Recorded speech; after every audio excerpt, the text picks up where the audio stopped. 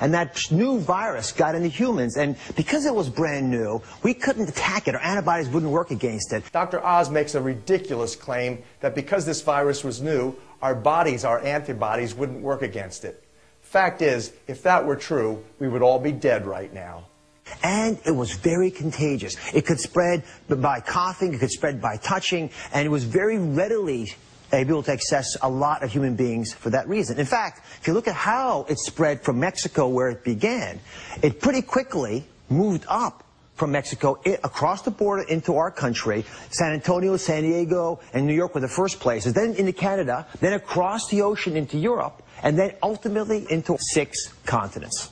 This, likewise, is an absolutely ridiculous simpleton's explanation of what really happened. The fact is that this is not any different than what happened in 1977 with the brand new swine flu outbreak that somehow, according to the experts, came from a refrigerator. That's right, you heard me. Researchers, not only Dr. Zimmer and Burke in the New England Journal of Medicine, but Dr. Sensor himself stated that the 1977 outbreak that followed the 1976 Fort Dix outbreak had come from a laboratory refrigerator. And the 1977 outbreak had to have come from a refrigerator because that virus had been extinct for 20 years. Likewise, this particular flu of 1918, that had been likewise extinct. So suddenly for that to have been basically dug up in 1997 by Dr. David Sensor et al., and then found its way, genes of it did, into the current spreading flu, likewise indicates it is an unnatural, man-made laboratory creation. Because it's pretty contagious, it's a pandemic, which means it spread all over the planet. Now, I have assembled the best minds in this nation to tell you what you need to know. Dr. Oz assembled the greatest minds in America? Hardly. His bosses did at ABC. These are the people who are on the front lines. Dr. Anthony Fauci is the top infectious disease specialist at the National Institutes of Health.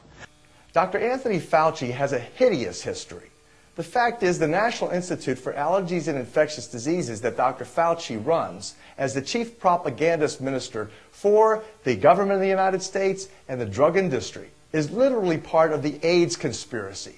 In fact, it was the National Institute for Allergies and Infectious Diseases between 1972 and 1974 that joined the Merck Pharmaceutical Company, the Centers for Disease Control, and the Food and Drug Administration in literally creating the 4 different subtypes of hepatitis B vaccines that were given to gay men in New York City and blacks in Central Africa, along with Willowbrook State School mentally retarded children on Staten Island in New York, that triggered the international AIDS pandemic. Now that's just not hearsay. That's scientifically published fact. Chimpanzees were used to grow the hepatitis B as well as the HIV, the AIDS-like viruses, contaminating this particular vaccine. And yet there's been no investigation of this definitive hypothesis. A complete censorship has taken place. Fact is, simian immunodeficiency virus from the chimpanzee, every AIDS scientist knows, is the closest thing going to the human AIDS virus, HIV. The fact that these vaccines were produced by the National Institute for Allergies and Infectious Diseases under Dr. Fauci's nose, and he knows all about it, is a complete violation of his trustworthiness. Dr. Fauci is also the co-patent holder on interleukin-2, IL-2 it's called. It is a vaccine ingredient, an adjuvant, an immune stimulator that has not worked out too well in AIDS studies and other vaccine trials, but it's still being used and still being plugged. And the fact that Dr. Fauci is getting royalties for taxpayer-funded research at the NIAID is outrageous, a gross conflict of interest. So this is who Dr. Oz has before him in the studio audience now. Dr. Anthony Fauci, the king of AIDS, the AIDS czar for the United States of America, the man who also has gross conflicting interest in the companies that are producing the H1N1 swine flu pandemic vaccines.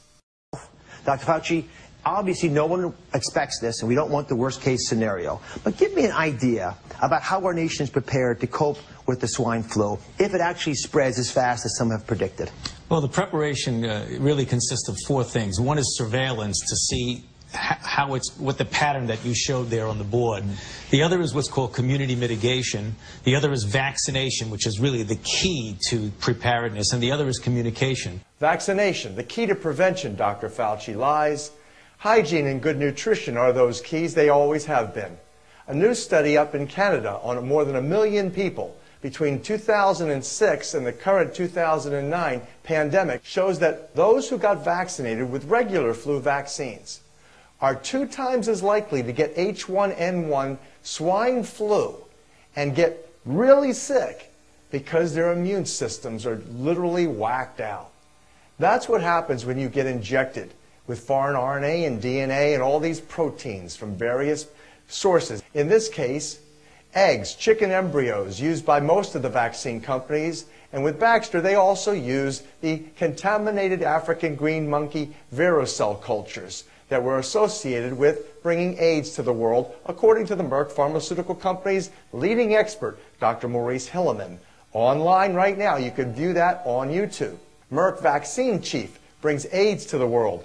That's the title. You can see Dr. Hilleman's early 1986 interview, and you can begin to realize what we're dealing here is this incredible genocide associated with vaccination contaminations and vaccination risks. Who would be doing this? Who would Dr. Anthony Fauci be reporting to?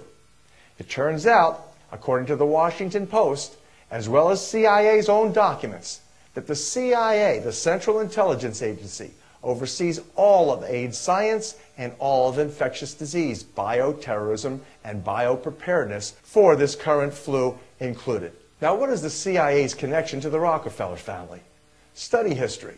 You'll learn that the Rockefeller family actually created the CIA out of the OSS during World War II. At the end of World War II, when they broke up IG Farben, Germany's leading industrial organization that for all practical purposes was the Third Reich, they decartelized it.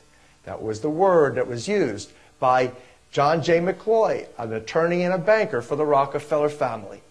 And that decartelization created the mega companies that we're looking at today.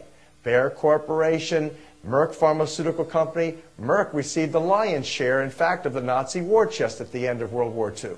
So it shouldn't come to anyone's surprise that the Partnership for New York City, founded by David Rockefeller, with co-chairman Rupert Murdoch, media mogul he is, as well as Thomas Glocer, likewise a media mogul for Reuters, are at the forefront of this vaccine catastrophe, intimately connected to the drug industrialists and media marketeers for these swine flu vaccines, giving Dr. Oz, as well as Dr. Anthony Fauci, the venue to spout propaganda as though it were truth. And this pandemic is different than seasonal flu in that it has a predilection for younger people. So why do you think it is that unlike seasonal flu, which seems to hurt mostly the older population, this virus tends to spare that group and attack the younger, healthier folks? Well, it's very likely that the younger people have never seen anything like it before, so they're the most vulnerable, where the older people probably had some what we call cross-reacting immunity that could protect them from this new virus. And are there other subgroups of the population that seem to be especially at risk? Well, certainly pregnant women are clearly at greater risk. People with underlying conditions that compromise them, lung disease, heart disease, asthma, diabetes, things like that. And then there are the very young children are at much more vulnerable than others. A predilection for younger children and pregnant women? Excuse me. The reality is in medicine, we always treat pregnant women with developing fetuses whose neurology is still in the process of forming with optimal care. Vaccinations have always been elective and contraindicated in pregnant women. Suddenly, the children in pregnant women that are at high risk, allegedly, are at the forefront of this genocide. If you look at who is actually doing the safety testing on studies on this H1N1 flu vaccines on pregnant women, babies, and children, it is all being conducted in Australia by the Murdoch family. Rupert Murdoch's mother runs the hospital that is associated with testing pregnant women and babies. And his daughter-in-law, Sarah Murdoch, is in charge of the CSL laboratory experiment facilities that are conducting the same vaccine studies on the children. Come to find out, they're relying upon the old vaccine studies, the old flu studies, by which to gauge their measures of success and efficacy and safety in these new vaccines.